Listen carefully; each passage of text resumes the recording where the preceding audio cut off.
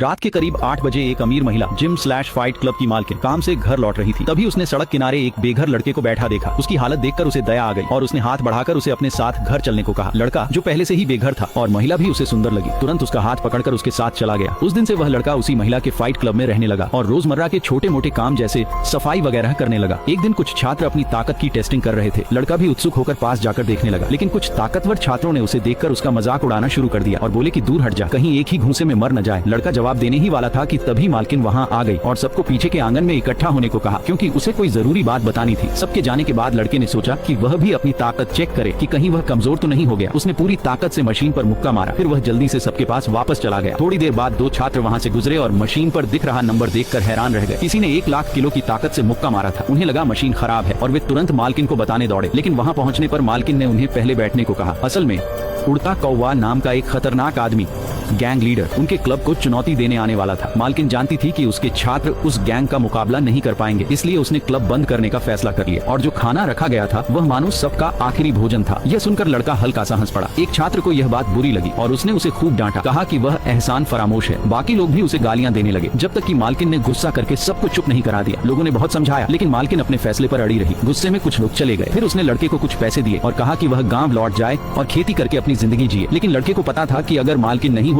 तो वह आज यहाँ तक नहीं पहुँचता, इसलिए उसने तय किया कि वह उन हमलावरों का सामना करेगा। तभी अचानक कुछ छात्र लात मारकर अंदर फेंक दिए जाते हैं। हमलावर आ चुके थे। उनमें एक गंजा आदमी था और उसके पीछे बैठा था उनका लीडर कौवा। एक छात्र जिसका नाम गोडान था आगे बढ़ा और बोला, बातें बंद करो, अगर लड़ना है तो अभी लड़ो। कौवा उसकी बात सुनकर गुस्सा हो गया और गंजे आदमी को उसे सबक सिखाने भेजा। जैसे ही गंजा आदमी लड़ने के लिए तैयार हुआ, लड़के की नजर उसके हाथ के टैटू पर पड़ी और वह चौंक गया। वह वही आदमी था जिसने सालों पहले उसके पिता की हत्या की थी। लड़के का गुस्सा फूट पड़ा। उसने मन ही मन कसम खाई कि आज वह अपने पिता का बदला जरूर लेगा। लेकिन वह समझदार था, उसने तुरंत हमला नहीं किया। पहले हालात को समझने के लिए उसने गोडान को लड़ने दिया, लेकिन गोडान जितना बोलता था उतना ताकतवर नहीं था और कुछ ही पलों में वह गंजे आदमी से बुरी तरह हारकर जमीन पर गिर पड़ा। पार्ट 2 के लिए कमेंट करें।